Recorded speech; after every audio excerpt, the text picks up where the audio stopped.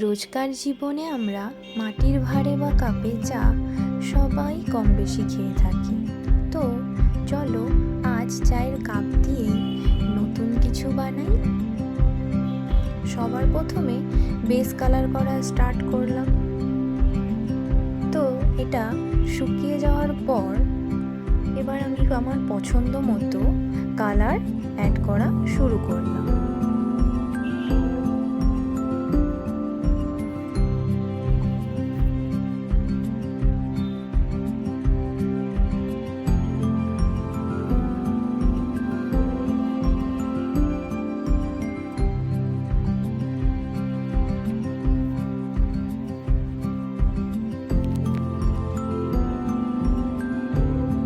তো সবশেষে dotting tools দিয়ে কিছু ডিটেলিং অ্যাড করেছিলাম।